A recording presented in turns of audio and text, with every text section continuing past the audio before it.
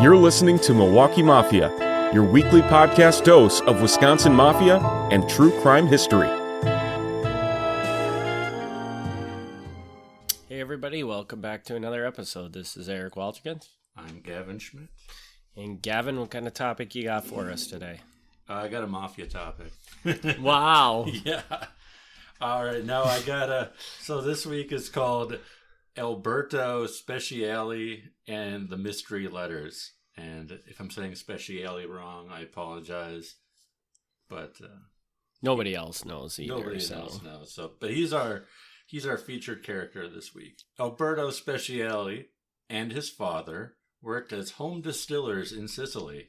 They ordered products through the National Chemical Laboratory of Milan that allowed them to mix powder, sugar, and water with their orders to make a variety of liquors, including white wine, spumante, and vermouth. And I don't know this. I do not make these things, but I feel like that is not the real way you make things. But this seems like a great skill to have during Prohibition, huh? So if you can make these things just by adding powder to water, I don't know. Once again, probably does not taste very good. No. So he left Sicily, went through France, and he sailed to New York City. With him was Gina Marino, who claimed to be his wife but wasn't. According to the ship's manifest, Speciale intended to meet up with the Medici brothers in Chicago, where he would continue his trade of making liquor. But tragedy struck before he could attain this goal. So Antonio and Agostino Medici, the Medici brothers, are yeast and sugar suppliers in Chicago. They have a macaroni factory. And guess what? They get killed. They are killed in January 1926 while out driving. Another automobile, driven by Ecola the Eagle Baldelli, came alongside them, and they were filled with a volley of bullets. Antonio, coincidentally, had purchased his lakeside home from gangster James Jenna, who we talked about last time. Shortly before their deaths, both men had contributed to the defense fund of cop killers Giovanni Scalisi and Alberto Anselmi, who, again, we kind of talked about last time, these two guys who shot police officers and they were raising money for them. According to Capone biographer John Kobler, the Medici's death was ordered by Orazio the Scourge Tropea. These are all great names. The man behind the defense fund. He was allegedly targeting people who did not donate, or in some cases did not donate enough. Not coincidentally, those people targeted were often people with strong ties to the Jenna gang. As you may recall from last time, one of the victims was Henry Spingola, a brother-in-law to Angelo Jenna. 2 weeks after the Medicis are killed, the bodies of the Eagle and the Scourge would turn up lifeless. The Scourge was hit by a shotgun blast from a passing vehicle, and the Eagle was beaten, kicked, hacked, and shot before being dumped in an alley's ash heap. Another member of this gang was soon thereafter found in a ditch with a bullet between his eyes. He tried to block the bullet with his hand, which does not work. Well, he instinctually. Yeah. And two fingers were cut off his hand from the bullet. Did not help. Somebody had found out their dirty secret. They were keeping the defense money for themselves. So Speciale did not go work for these guys because they are dead. Instead, he goes to Milwaukee. While there, he's received letters from his father, his sister. He would write back to them. He was a good family member. He also kept in contact with his wife, Anna, his actual wife, not the woman he came to America with. Rumors quickly spread that he was involved with a young woman in America.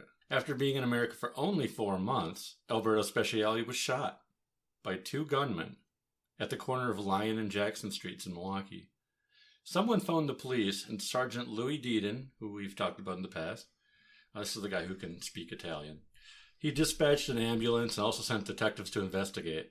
They found 5.38 automatic revolver bullets that had pierced Speciale's body and blood splattered in the snow. Bartolo D'Amato, a cousin of Speciale who lived with him, was found and questioned. He had come to America from Santa Flavia, this place where they all seem to have come from, and he had once shared a room with Dominic Leone, the garbage Dominic Leone, not the priest. He had also shared a room with mobster Nick Marino. Oh, and that's the Boston store killer, right? The Boston store guy. Yeah. Yep. Okay. Was Bartolo D'Amato, was he a questionable guy? I don't know, but he had questionable roommates. D'Amato told the police that Speciale had been in a store on Lyon Street, but left to go to the grocery store on Jackson Street to buy a loaf of bread. He bought the bread, left, and then was shot while leaving the store. Witnessing the shooting was Chuck Scafidi, a 14-year-old newspaper boy. He described the assailants as two Italians who were wearing gray overcoats and dark caps. How long was this guy in Milwaukee before he was shot? Not long. Because it just seems like, it doesn't even seem like he had time to make enemies to get shot. I don't know what the exact time frame is, but it's only like 2 months. It's pretty short. Wow. One of the shooters was said to be 5'6", the other was only 5'4". Apparently, this 14-year-old kid did not know that you're not supposed to talk to the police, so he was actually a very helpful witness. Speciale was taken to the hospital, and on his body was found a single $5 bill, but he died. He did not make it. He left behind his wife, 2 children, and his parents. Detectives searched his residence, and they found 35 gallons of raw alcohol, which at this point in time would have been illegal. They found 3 cases of synthetic 3-star Hennessy, which I'm not entirely sure what that means, but I take that to mean it's probably fake. Mm-hmm. Yeah. Along with labels, bottle covers, and bottle trimmings. These items were confiscated by the police. In a drawer, the detectives found an envelope addressed to Antonio Merici, one of the 2 guys killed in Chicago. Speciale had been working at the famous tailoring company making firemen's uniforms when he wasn't bootlegging, apparently. A taxi driver reported that on the night of the murder, he picked up 2 Italians at the corner of Water and Grand. Grand is now today Wisconsin Avenue. They were brought to the Western Union office and then the Union Depot, saying they had to catch a train to Chicago. Police checked with the Western Union and the train, and both of them said, we didn't have any Italians here. How all these people know what Italians look like, I don't know. But apparently at this time, somebody was just obviously Italian. Vito Marino, a brother of Gina Marino, the young woman who came over with Speciale on the boat. Okay. There's going to be a lot of Marinos in this, so it gets confusing. He said that his sister was brought to Milwaukee by Speciale. Around Christmas, she heard from her husband, she actually had a husband, Liberio, and then she left to go live with him in New York City. Vito Marino said that he did not know the husband's address or even what he looked like. They had never met. Detective Deaton talked to a local pharmacist. He said the Speciale had stopped by about 3 days ago and told him that he intended to do business on a big scale with the Merici brothers, which obviously didn't happen, and the Catalano brothers of Milwaukee, who were like vegetable traders. He had apparently not yet heard that the Mericis had been slain if he was telling people he was going to go work for them. Speciale said that he was going to deal in olive oil, tomato paste, and tuna fish. He then said that he heard that Speciale had a wife and 2 children in Sicily, but was also having an affair with Gina Marino. When he was discovered, he fled Sicily with Gina and came to America with her. Then Gina's wife found out where they were and sent word for his wife to join him, which she did. The pharmacist believed that the 2 gunmen to be none other than the husband and the husband's friend. Now, this is a very knowledgeable pharmacist. Yeah, apparently. Yeah. I don't know how he's heard half of these things, but he's got a whole story here. None other than Pete Guardalabene, the son of Vito Guardalabene, and now kind of the head of the mob in Milwaukee. He called the police station directly. He asked to talk to Detective Deaton. He said, "Don't pay any attention to what Vito Marino is telling you. He's feeble-minded. He doesn't know what he's talking about." I don't know what he thought that Vito had told him, because at this point I don't think there's anything that weird. But Detective Deaton wrote in his police report, quote, "Knowing Guardalabene as well as I do, I construed this conversation to mean just the contrary of what he told me." So yeah, the implication there being that if he's saying don't listen to Vito Marino, it means Vito Marino is probably telling you the truth. Which I actually think that if you're going to take the time to call somebody, that it's a good possibility that what he's telling you is not something he wants you to hear. Yeah. You know? But I do find that amusing that he makes this note in his report. He's like, yeah, I know Guardalabene. He's a liar. An anonymous letter came into the police station saying that the Slayers, quote, the Slayers, were hiding out above a barber shop on Van Buren. The note was signed by a citizen. Upon raiding the place, The police discovered 2 empty 30-gallon stills, a cooler, 15 barrels of mash, but no killers hiding out. The police took these things away, but they didn't end up charging the guy because that wasn't what they were there to do. Oh. So it was kind of seen as unfair to arrest him for that. Letters found in Speciale's room were shuffled up by the police and were given to Mike Fitucci for translation. Mike Fitucci being kind of like, again, the opposite of the Guardalabano. It's like he's the good guy in the Italian neighborhood. Deedon spoke Italian, but apparently he could not read Italian. Also found was a telegram addressed to Speciale from New York, dated December 6th. This is February now when he's killed. The telegram reads, Scampolo discovered your residence. Hasten Gina's departure. Otherwise, you will be disturbed. The warning was signed by Santa Marino. Possibly the same Santa Marino from the counterfeiting episode. Not sure. It's actually a fairly common name. Who Scampolo was?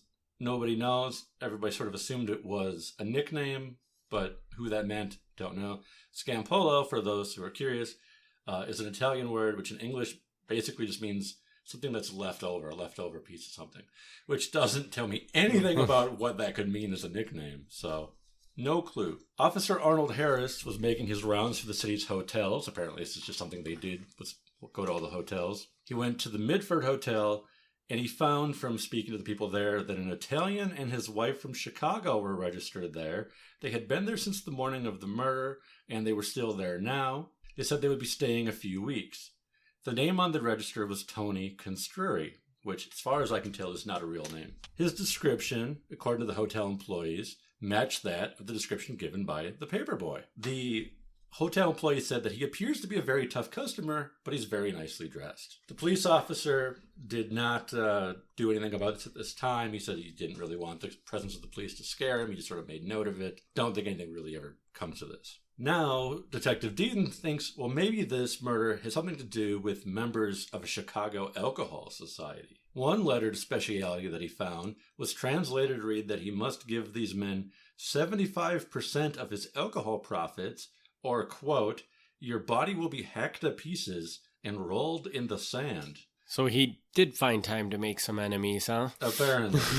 Another letter said, quote, either join the alcohol society at once and pay the initiation fee of $5,000 and comply with our other rules, or quit the alcohol business entirely. Can you talk a little bit? Do you know what this alcohol society is? There's nothing I know that's actually called like the alcohol society, but my assumption is that these are the local mob guys who are dealing in booze, and Speciale is not one of their guys. And they're saying, come under our umbrella, let us get a cut, or something bad is going to happen to you, basically. Yeah, if you're dealing in goods that the mob is dealing in their territory, if you're not one of them, yeah, they want you to pay what's called like a street tax. Mm-hmm. You pay a percentage to them. Then they don't care if you do it because they're still making money off of it. And of course, the funny thing about that is usually they target other Italians. I mean, there were all kinds of people in Milwaukee making their own booze. I mean, it's a German city. There's booze everywhere. Right. But they weren't going after those people.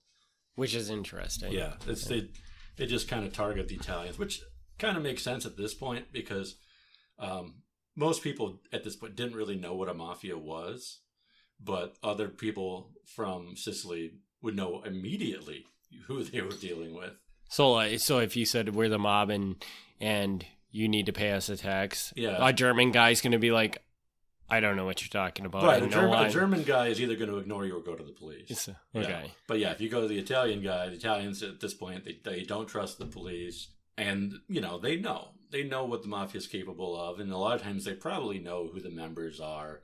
I don't think that, even though it's secret, I don't think it's like that secret that people didn't know. All right, so Detective Deedon tries another route. This time he goes to New York City. While he's there, he sends a telegram back to Milwaukee saying, take Vito Marino into custody.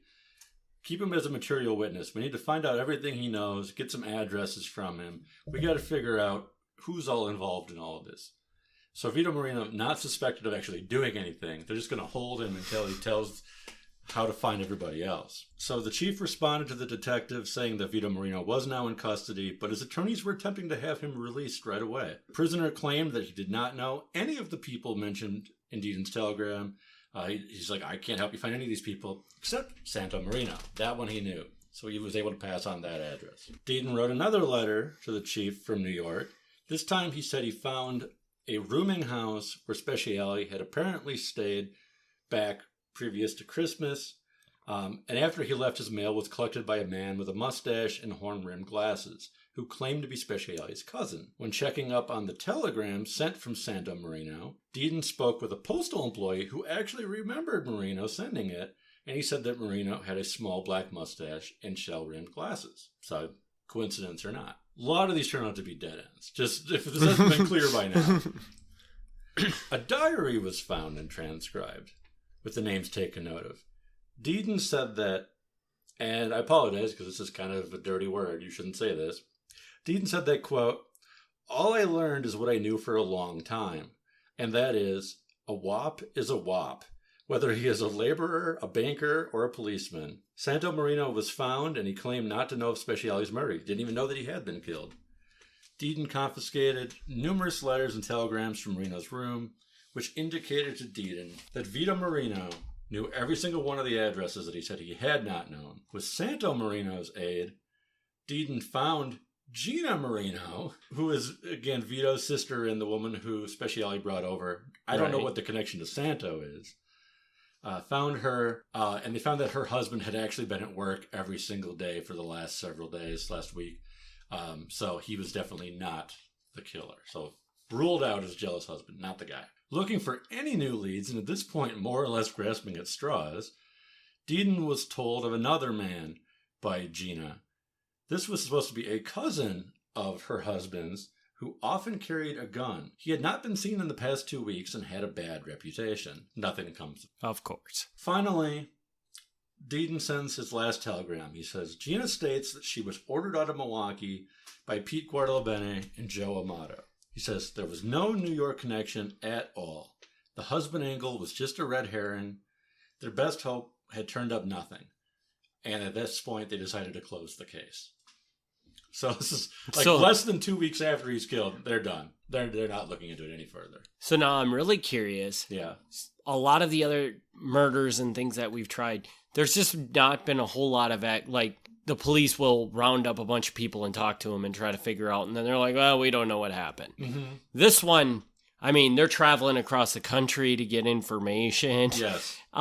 Is this a sign that our records are getting better at this point, or yes? Okay, you figured it out. Yes. Okay, so that's just all it is that there's just a whole much more stuff for you to look at when researching this as opposed to the previous one. Yes, and also at this point, because they have Detective Deaton on the case, I think there's less of that rounding random people up. Because they have a guy who can actually talk to them. Actually speak Italian. Yeah. Whereas before they round them all up, they'd have to get a translator. It's a whole big mess. Now he can go around and do like the door-to-door thing that police officers do.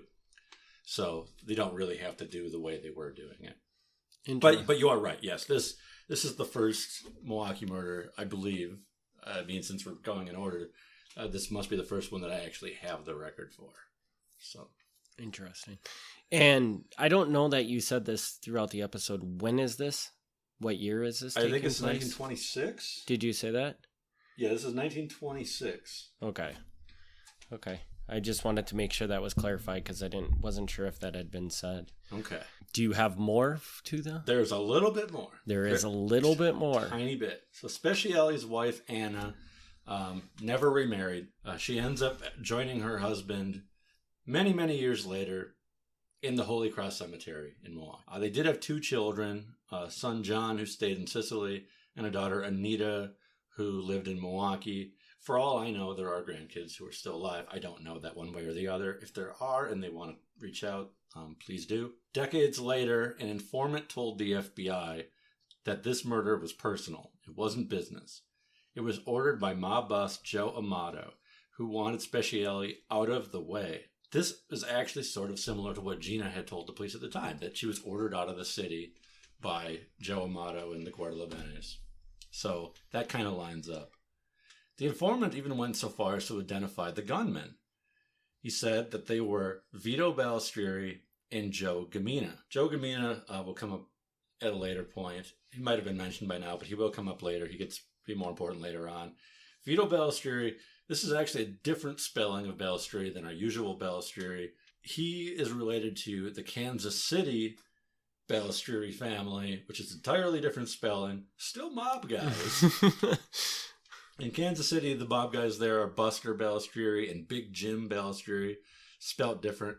But to make this even more confusing for people, there's a lot of marriages between the two.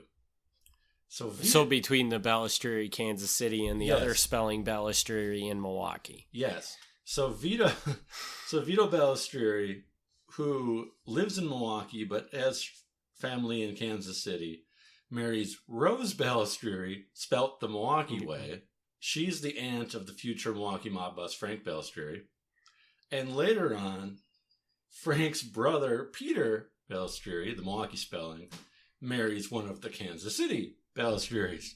So they're all interconnected.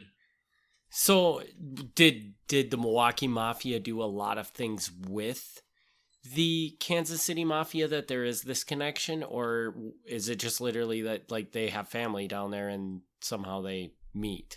At this point in time, I'm not sure, but it definitely becomes a strong connection later on, yes. Where they're... By the 1960s, they're actually like trading members and things like that. They're sending people from one city to the other to do jobs. Interesting. Well, we have something to look forward to when we get to 1960, huh? Mm-hmm. And that is all I have. I have one more note, but if you had a question, I'll take the question first. No, go ahead with the note. The only other note I have is in the police file, there are actually a number of the letters that are mentioned in this story. I don't think it's all of them, but it is some of them. And despite the fact that I researched organized crime and largely Sicilian organized crime, I can't read Italian worth of crap. So if anybody out there can read Italian, I can send you the letters. I have them as a PDF. I would love to hear what's in them. I know part of what's in them because it's transcribed in the police record, but I don't know if that's everything, if there's other stuff that they didn't translate into English. And even if it's just, how's your family doing? How was Christmas? I would love to know what's actually in there. So definitely reach out if you're somebody who can read Italian, because, I barely can, and it doesn't help that it's in handwriting. So I'm curious, is there a reason we couldn't post this out on Facebook or something and ask people to we can take a look at it? Yeah. So I don't. You want to just post it on the Milwaukee Mafia? You have a Milwaukee Mafia Facebook group or something, or Facebook page? Yeah. I mean, technically it's run by a guy named Ted, but yes, but I am a moderator on there. Yes. Yeah. Well, you could ask Ted very nicely. Ted will not mind. I don't know if Ted's a listener or not, but Ted will not mind. So maybe we should put that out there and see if somebody, and if there is somebody listening, just shoot us an email too, which, good segue. Why don't you throw out some contact info? Contact info is very easy. It's either Milwaukee Mafia, one word, at gmail.com, or you can find me at milwaukeemafia.com. On Facebook, it's facebook.com/Milwaukee Mafia. So consistent. And as always, we're probably still really terrible at this, but if you enjoy listening to our podcast, please tune in, or please go to your favorite podcast player and give us a rating. Yes. Only if it's a good rating. Yeah, only if it's a good rating. If it's not a good rating, please just email us and tell us what we're doing wrong. We know we're amateurs. We know we don't have fancy music, but if you like the information you're hearing, if you think it's valuable, give us a good rating. Yes, we would appreciate it. So I think that wraps this episode up. That's it. All right, everybody. Thanks for tuning in, and we'll be back next week with another episode. Have a great one. Thank you very much. Thanks for tuning in to the Milwaukee Mafia podcast. Join us next week for another look back at Wisconsin Mafia and true crime history.